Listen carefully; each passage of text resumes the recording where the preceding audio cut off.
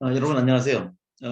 우리가 인공지능과 미래교육에 관해서 3회에 걸쳐서 말씀을 나눈다고 했는데요. 이제 1, 2회를 지나고 오늘이 이제 마지막 3회차가 되겠네요. 그동안에 이제 우리가 2번에 걸쳐서 인공지능 기반 교육 도구와 그다음에 인공지능 교육 내용에 관한 얘기를 나눠봤습니다. 그래서 오늘은 그 초중등 교육에서 인공지능 교육 정착을 위해서는 어떤 그 지원, 그러니까 인적 물적 지원 방안에 관한 이런 얘기를 좀 한번 여러분들과 나눠보도록 하겠습니다. 그래서 학교 현장에 그 인공지능 교육을 위한 다양한 지원 방안들이 지금 물밀듯이 막 이렇게 나오고 있습니다. 요구사항이 많아지는 거죠. 왜냐하면 그만큼 수요도 많고요. 수요가 많은 만큼 이제 초기 단계니까 이런저런 지원 방안들이 있었으면 좋겠다는 그런 요구가 많이 나오는 거죠. 그래서 이제 현재 그 교육부를 비롯한 교육당국, 전국의 시도교육청까지 포함해서 말이죠. 인공지능 교육을 할 수 있는 선생님들을 이제 양성을 위해 가지고 현직 교사에게 인공지능 전문 대학원 진학을 뭐 권장하고 또 지원도 해주고 있다고 그래요. 또 많은 그 인공지능 관련 연수를 열어서 AI 교육 역량을 가진 선생님들을 확보하는데 힘쓰고 있습니다. 그 결과 인공지능 교육에 대한 관심이 높아졌고 또 초중고교 현장에서도 인공지능 교육을 열심히 연구하는 선생님이 많이 계시는데요. 오늘도 자료를 하나 공유를 좀 해가면서 말씀을 나누도록 하겠습니다.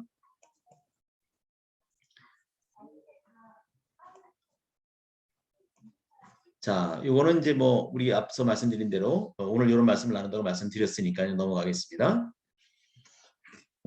우리가 이제 요 사진을 설명드리기 전에 요즘 선생님들이 그 인공지능 관련된 그 수요가 엄청나다는 말씀을 좀 드리고 싶어요. 제가 사실은 한 몇 개월 전에 한 1년 전쯤 되네요.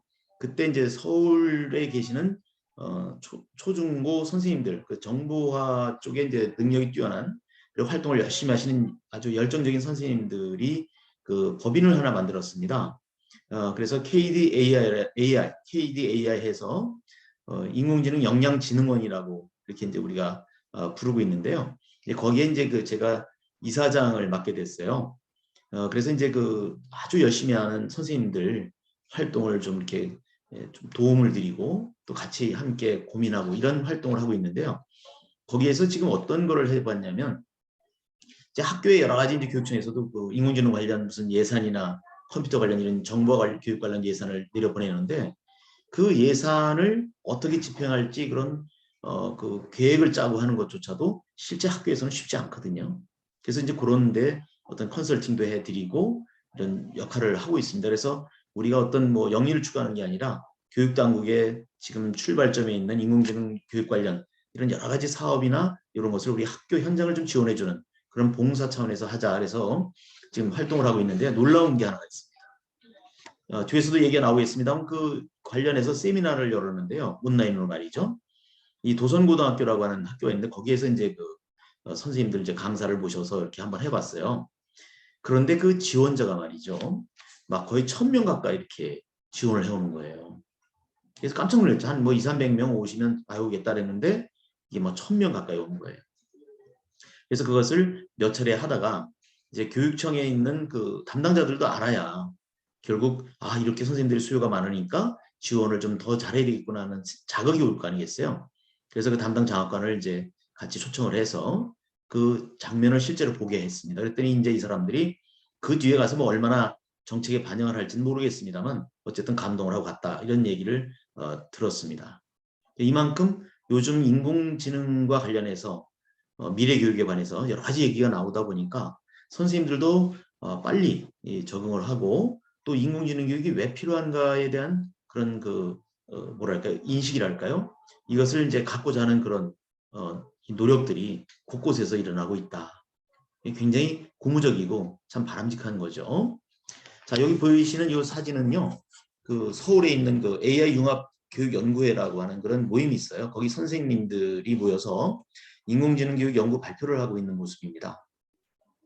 요즘 뭐 아시다시피 코로나로 어려운 시기이긴 하지만 온오프라인으로 모임을 통해서 서울시 인공지능 교육을 위해서 이제 자율 연구를 수행하고 있는 거죠. 그래서 앞서서 내가 맡고 있는 인공지능 역량진흥원의 그런 사례도 말씀드렸습니다만 나도 이 연구의 소속은 아니지만은 이 연구의 선생님들 또 그다음에 내가 맡고 있는 KDAI에 소속되는 선생님들과 만나서 이제 많은 이야기를 듣게 되지 않습니까? 그래서 이제 그 인공지능 교육에 관한 이런저런 얘기를 들어보면요.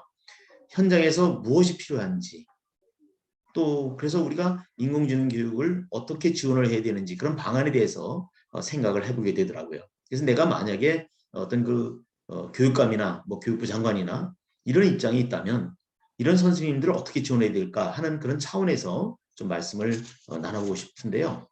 오늘은 이제 그 지원 방안 여러 가지 중에서 대표적인 선생님들의 입에서 많이 나온 세 가지에 대해서 함께 생각해보는 시간을 갖도록 하겠습니다.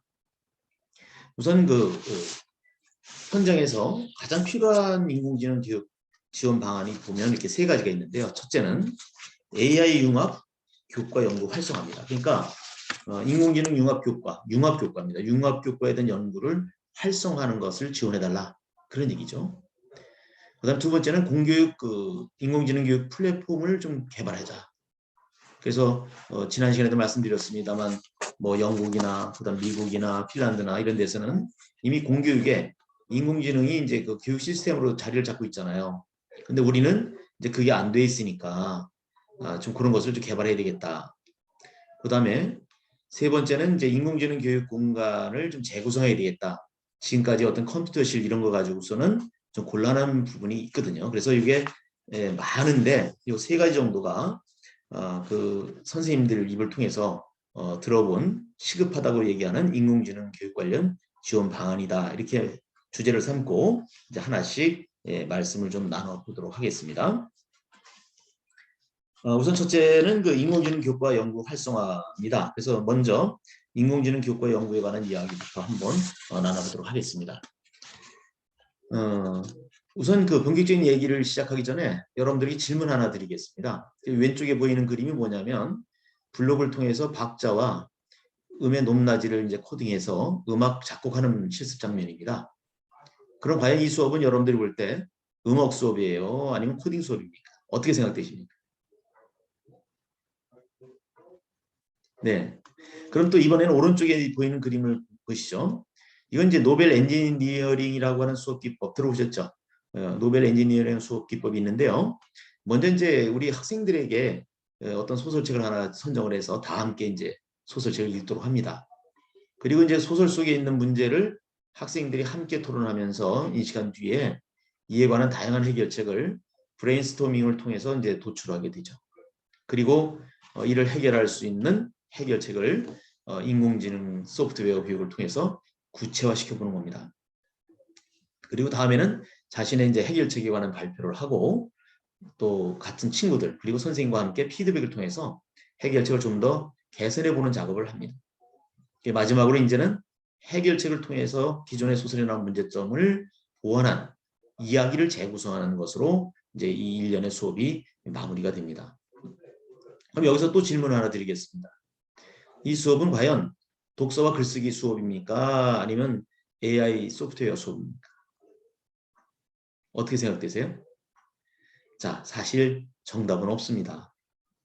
내가 여러분들에게 말씀드리고 싶은 점은 뭐냐면 현장에서 진행되고 있는 인공지능 소프트웨어 교육들은 범교과적으로 융합되어서 진화되고 있다는 점, 이거를 여러분들에게 말씀을 드리고 싶었습니다. 이에 따라서 현장에서 진짜로 필요로 하는 것은 뭐냐? 이런 범교과적인 인공지능 융합 교육에 관한 연구입니다. 사실 전문기관에서 인공지능 연수를 열심히 공부하고 온 선생님들도 막상 다시 학교 현장에 돌아가면 무엇을 가르쳐야 할지 막막하다는 분들이 많아요. 그 왜 그렇겠어요? 전문기관에서 인공지능에 관해 전문적으로 배웠긴 했는데 막상 학교 현장에서 학생들이 가르치는 것은 또 다른 영역의 문제이기 때문이죠. 그렇지 않겠습니까? 그래서 우리 아이들 모두가 전문 인공지능 개발자가 될 필요는 없습니다. 다만 그들의 일상의 삶에서 녹아들어온 인공지능 기술을 통해서 기술을 이해하고 이를 활용할 수 있는 능력, 그러니까 잘 이해하고 쓸 수 있는 능력, 이게 이제 필요한 겁니다. 아이들에게는. 그래서 이제 현장에 계신 선생님들 중심으로 해서 학교의 특성, 교과의 특성을 살린 인공지능 융합교과 연구가 절실합니다. 현장에 계신 선생님들의 이러한 연구활동 장려를 위해서는 그럼 우리가 어떤 걸 지원해주면 가장 효율적인가 생각해 봤습니다. 연구 결과를 현장 적용에 위해서 워크북 형태로 출판을 지원해 주거나 출판, 그다음에 지역별 인공지능 연구회 선생님들과의 연구 결과를 함께 같이 공유할 수 있는 포럼을 개최하는 것, 이런 것 등 다양한 현장 중심 인공지능 융합 교과 연구에 관한 지원이 필요하다는 말씀을 많이 해주고 계십니다. 다음에는 이제 두 번째로 공교육 인공지능 교육 플랫폼 개발입니다. 앞서서 말씀드렸지만 이제 우리 미국이나 영국이나 핀란드 등에서는 이미 공교육 체계 공교육계에 바로 이 인공지능 교육 체계가 들어와 있잖아요.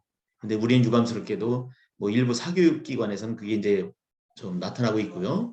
근데 우리 공교육 체계는 없다. 그래서 보면은 이제 이 사진은 이제 그 공부하는 그 학습자 입장에서 그 앨리스 코딩이라는 사이트에서 코딩 강의를 들으면서 동시에 코딩 실습을 하고 있는 장면입니다. 그래서 이 회사는 2015년인가요? 카이스트 인공지능 연구실 박사 출신의 젊은 청년이 창업한 회사인데요. 기존의 코딩 수업에서는 어때요? 교수가 강의를 하면 학생들이 실습하고, 또 실습하다 안 되면 조교들이 다니면서 이렇게 그 학습자의 문제를 해결해주는 그런 방식으로 이제 코딩 교육이 되었잖아요.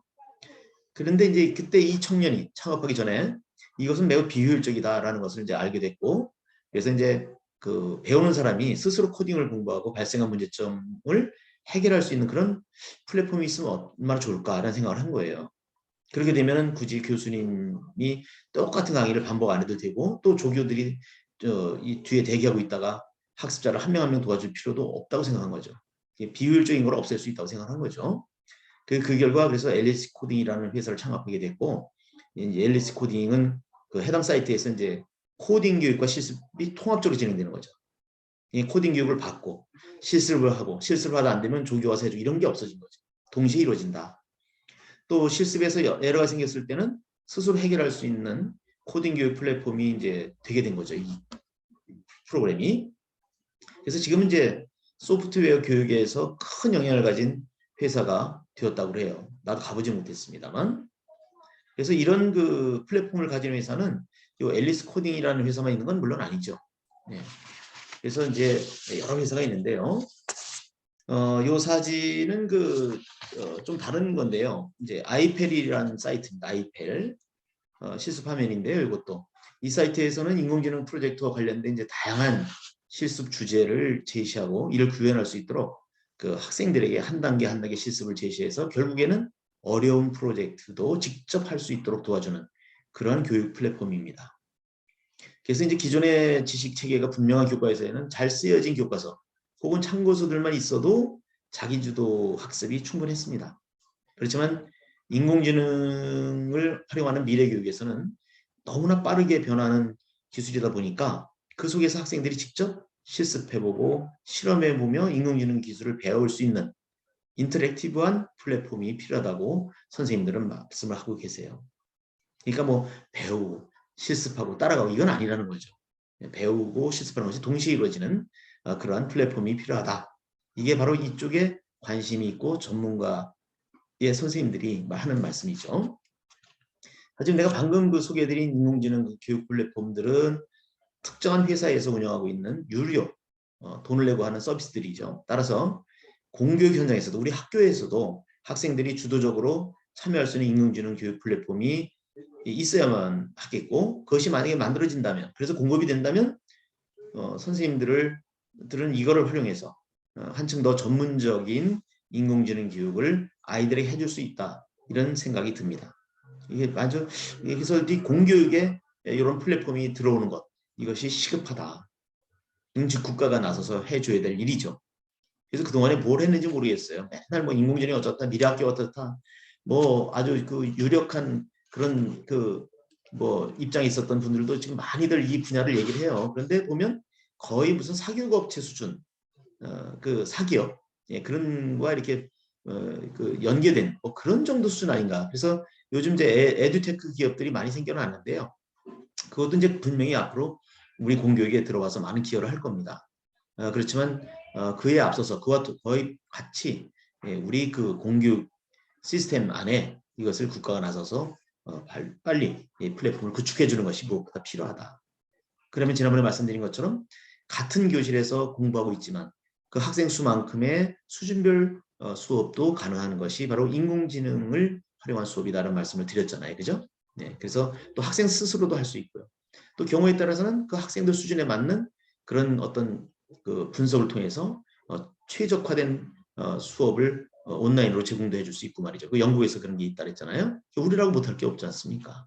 예, 그런 점을 좀 우리가 염두에 둬야 될 것 같아요. 그 다음에 이제 마지막으로 세 번째 이제 AI 교육 공간의 재구성에 관해서 한번 같이 알아보도록 하겠습니다. 이 사진을 보시면 이제 보면 학교의 어떤 평범한 우리가 많이 볼 수 있는 컴퓨터 교실이죠. 네, 이곳에서 이제 우리가 지금까지 얘기했던 인공지능 교육을 하면 어떨까요? 좀 뭔가 안 될 건 없겠지만 조금 그죠? 서로 뭐 이렇게 공유하는 게 좀 어렵지 않겠어요? 그래서 아무래도 이제 선생님이 프로젝트 화면을 통해서 이제 열심히 인공지능에 관해서 설명을 하죠. 이제 앞에 이제 프로젝터가 있잖아요. 그러면 이제 우리 학생들은 각자 컴퓨터로 이제 배운 것들을 실습하는 그런 모습이 이제 연상이 되실 겁니다. 선생님이 이제 앞에서 이렇게 선도적으로 하는 걸 보고 컴퓨터로 막 해보는 거죠. 네. 그렇죠? 네.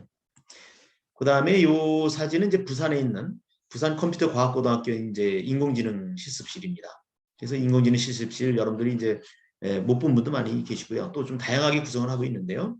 어떻습니까? 여기 보면 이제 책상은 이제 모든 활동을 할 수 있는 형태로 이렇게 배치가 되어 있죠. 쭉 그냥 앞에 친구들 뒤통수 보고 컴퓨터 놓고 하는 게 아니고 말이죠. 그다음에 이제 각 모둠마다 투명 칠판 보이세요? 예, 투명 칠판이 있어서 모든 활동을 하기에 아주 좋아 보이네요. 그리고 이제 여기서 보이지 않지만 이제 이 학교의 얘기를 들어보면 이제 그 노트북을 한 30대 그 동시에 충전하고 보관할 수 있는 노트북 보관함이 있고 그다음에 이제 기가급의 와이파이 무선망이 구축되어 있다고 해요. 그러니까 이제 우리 학생들은 언제든지 노트북으로 여러 가지 실습 활동이 가능하다고 합니다. 근데 이제 이게 서울에서도 보면 제가 면목중학교라는 데를 한번 들려본 적이 있는데요. 거기에도 놀랍게도 이렇게 뭐 강남역 이런 데가 아닌데도 불구하고요. 교육청에서 우리 학생들에게 1인당 노트북 하나씩을 지급을 했더라고요. 그래서 교실 안에 무슨 보관함이 있어 저게 뭐냐 그랬더니 그 노트북을 보관하는 그런 그 장비라는 얘기를 들었습니다. 그래서 내가 교육 현장에 있을 때와 몇 년 차이 안 나는데도 벌써 저렇게 많이 가고 있다. 그런 하드웨어적인 건 저렇게 가는데 그것을 활용해서 아이들이 제대로 된 인공지능 교육을 받을 수 있는 그러한 것이 지금 너무 아쉽다는 거죠. 이것을 빨리 서둘러야 된다는 얘기죠. 그래서 여기만 있는 것이 아니라 실제로 많은 학교에 벌써 이미 학생 1인당 노트북 하나씩이 지급이 되고 있어요. 근데 서울에서는 그거에 더해서 중학교 아이들에게 뭐 패드를 다 뭐 지급한다 이런 얘기를 듣고 내가 아연실색한 적이 있습니다. 그래서 항상 말씀드리지만 이게 수단이 목적이 돼서는 안 되잖아요. 그죠? 목적은 분명하고요. 그래서 우리가 패드를 주든 노트북을 주든 그거는 목적이 될 수는 없잖아요. 네. 하여튼 뭐 그거는 이제 여러분들이 다 이해가 되실 겁니다. 그래서 이 실습 한 장면의 사진만으로도 뭔가 문제 해결을 하기 위해서 학생들끼리 함께 소통하고 협력하는 모습이 아마 상상이 되실 겁니다. 그래서 같이 보면서 같이 얘기하고 토론하고 의견을 나누고 이런 것이 이제 가능한 그런 투명 칠판까지 있으니까 아주 좋은 그 공간 재구성 같습니다. 자, 요거는 이제 또 어느 초등학교인데요. 그 파주에 있는 초등학교의 그 실습실입니다. 파주에 있는 그 미지 초등학교라고 있는데요. 마지 초등학교, 미지가 아니라 마지입니다. 파주에 있는 그 마지 초등학교의 이제 메이커 스페이스입니다. 여러분들 메이커 스페이스는 이제 과학중점학교나 이런 데는 다 이제 구축이 되어 있고요. 일반고에도 많이들 이제 만들어 놓고 있습니다. 그래서 여기서는 이제 학생들이 생각하고 상상하는 것을 직접 만들 수 있도록 다양한 공부들을 하고 여러 가지 이제 작업 공간을 이제 이렇게 만들어 놓은 곳이죠. 그리고 이제 여기를 보면은 분위기가 이제 그 조명도 보면은요 아주 뭐 비싼 건 아닙니다만 따스한 그 어떤 카페를 연상하는 그런 조명을 해놔서 그 학생들이 편안한 가운데 창의적인 생각을 할 수 있는 그런 분위기가 느껴지네요. 우리는 이렇게 세 가지 CG 사진을 통해서 교육 공간이 뭐랄까요? 분명히 이거 이 공유를 좀 해야 되네. 예, 이게 뭐좀 어줍잖아요. 맨날 해도 이 기계는 참 말을 안 들 때가 있어요. 그래서 요 세 가지 CG 사진을 통해서 이제 분명 교육 공간이 교육 활동에 지대한 영향을 미칠 수밖에 없다 이런 사실을 이제 느꼈습니다. 그래서 융합과 창의성을 중요시하는 인공지능 교육에서는요, 교육 공간도 함께 변화되어야 한다. 이런 사실을 우리가 느낄 수가 있고 누구도 반박할 수가 없을 겁니다. 이런 그 교육 공간의 변화를 위해서는 예산 문제라든가 공간확보 문제 등 다양한 문제들이 있겠죠. 그 중에서 이제 현장에 있는 선생님들이 말하는 가장 어려운 점은 뭐냐면 이런 공간 재구성을 위해서 사업 담당 교사 또는 부서에서 직접 이런 공간 재구성에 관해 알아보고 도면을 계획하고 시공한 관리 감독까지 해야 하는 것, 이게 굉장히 부담이라는 거예요. 물론 이제 시공업체에서 다양한 계획안을 제공해 주기도 하지만 결국은 교육 기자재 배치나 공간의 디테일한 부분은 교육 활동을 하는, 그렇죠? 선생님이 개입할 수밖에 없는 거예요. 따라서 어떤 그 공사를 해주는 담당자, 사업 담당자뿐만 아니라 선생님의 역량과 경험 이런 거에 따라서 교육 공간의 재구성은 그 질이 학교마다 굉장히 차이가 날 수밖에 없다. 그리고 또 그 선생님 입장에서는 업무 담당 선생님 입장에서는 그 과도한 행정 업무로 인해서 여러 가지 또 문제가 발생할 수도 있다. 이것이 이제 문제점으로도 얘기가 됩니다. 그럼 그래도 선생님들이 해결할 수 있지 않을까? 뭐 이런 얘기도 나오는데 그거는 이제 해결할 수 있는 선까지는 해결하는 거고 그렇지 않을 때는 우리가 다른 어떤 시스템을 위해서 지원 시스템을 구축을 해서 지원해 줄 필요가 있다. 이런 생각이 좀 들더라고요. 그래서 이제 이런 그 사업을 담당한 선생님께서는 교육공간 재구성에 관한 이제 다양한 표준안을 만들어줬으면 좋겠다고 그래요. 그러면 이제 그 표준안 중에서 그걸 가지고 이제 획일화시키는 게 아니고 그 학교별로 또는 학급별로 상황별로 또 과목의 특성별 어떤 그 교육 공간에 대한 어떤 다양성을 오히려 추구하는데 더 좀 용이하다. 이제 시간 절약도 되고요. 그다음에 이제 업무 부담도 좀 그만큼 좀 이렇게 덜어지지 않겠습니까? 그래서 이런 그 어떤 예시, 이런 가이드라인을 제공해 주면 그 선생님들의 어려움이 좀 해결되면서 각 학교의 특성에 맞는 좀 교육 공간이 나올 수도 있고요.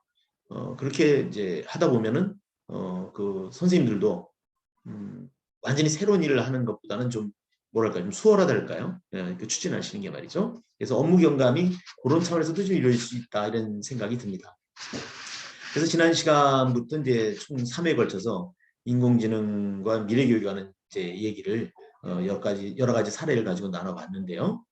2016년 어느 날 이제 알파고 등장으로 우리 이제 사회는 인공지능 기술에 관한 큰 충격을 받았었고요. 5년이 지난 지금 우리 사회는 국가 경쟁력과 우리 아이들의 미래 사회를 위해서 인공지능 교육을 위해 많은 고민을 하고 있습니다. 이런 인공지능 교육의 변화의 바람이 누군가에게는 부담이 될 수도 있고요. 또 어려움이 될 수도 있으리라 생각이 됩니다. 하지만 인공지능 교육은 피할 수 없는 시대적 흐름이고 인공지능 교육이 던지는 융합, 협력, 창의력이라는 화두는 기존의 우리 교육이 가진 많은 문제점들을 해결할 수 있는 실마리를 제공한다고 생각합니다. 우리 모두 인공지능 교육 발전에 관심을 갖고 함께 노력해야 될 시점에 와 있다. 이런 얘기를 끝으로 인공지능과 미래교육이라는 얘기가 좀 부족하지만 얇은 그 수준이지만 한번 여러분들과 어떤 공유한다는 차원에서 한번 생각을 같이 한번 나눠봤습니다. 자, 여러분들 수고 많으셨습니다.